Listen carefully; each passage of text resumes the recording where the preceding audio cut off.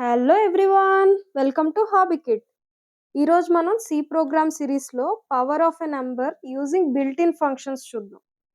Previous వీడియోలో మనం power of a number without using built in functions చూసాం. Okay. ఈ వీడియోలో బిల్ట్ ఇన్ ఫంక్షన్స్ యూజ్ చేసి పవర్ ఆఫ్ ఎ నంబర్ ఎలా కాలిక్యులేట్ చేయాలో చూద్దాం.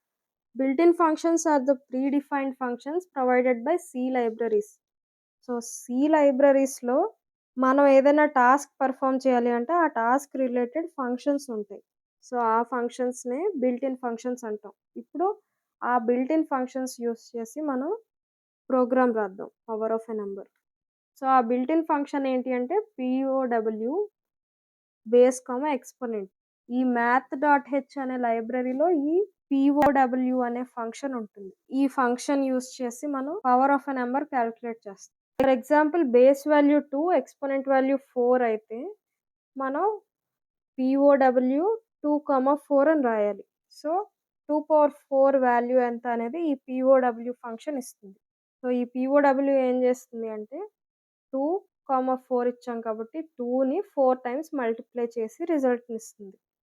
So, result is 16. 2 పవర్ 4 ఎంత? 16.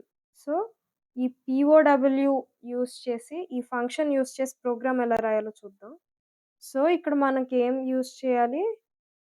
#include math.h అనే హెడర్ ఫైల్ యూజ్ చేయాలి. ఎందుకంటే ఈ math.hలోనే మనకి ఈ ప్రీ డిఫైన్డ్ ఫంక్షన్స్ ఉన్నాయి. ఓకే. ఫస్ట్ ఏం చేయాలి మనం?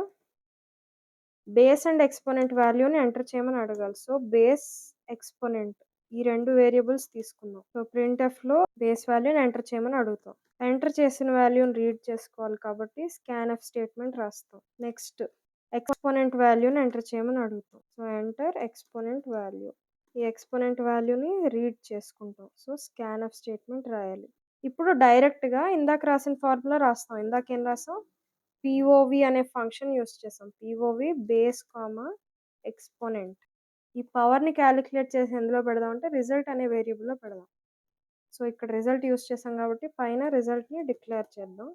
నెక్స్ట్ ఈ రిజల్ట్‌ని ప్రింట్ చేయమని చెప్తాం.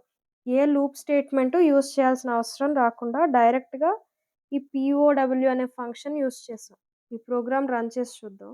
ఎంటర్ బేస్ వాల్యూ అంది 2 ఇద్దాం. ఎక్స్‌పోనెంట్ వాల్యూ 5 ఇద్దాం. సో, 2 పవర్ 5 ఎంత? 32. సో, ఇక్కడ మనం for loop or while loop or any if condition, while statement ఇవేవి యూజ్ చేయకుండా ఏ loop statement or conditional statement use చేయకుండా జస్ట్ ఇన్‌బిల్ట్ ఫంక్షన్ యూజ్ చేసి power of a number program రాసాం.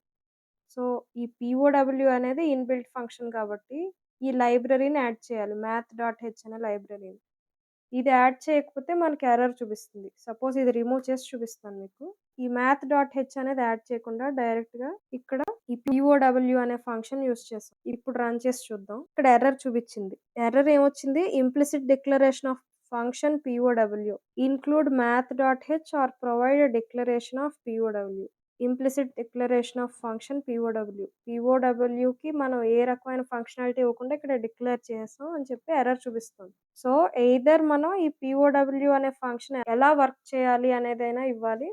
లేదా ఈ math.hని పైన హెడర్ ఫైల్ కింద ఇంక్లూడ్ చేయాలి. సో, ఇది ఇంక్లూడ్ చేసాం. math.hని ఇంక్లూడ్ చేసాం. ఇప్పుడు రన్ చేసి చూద్దాం.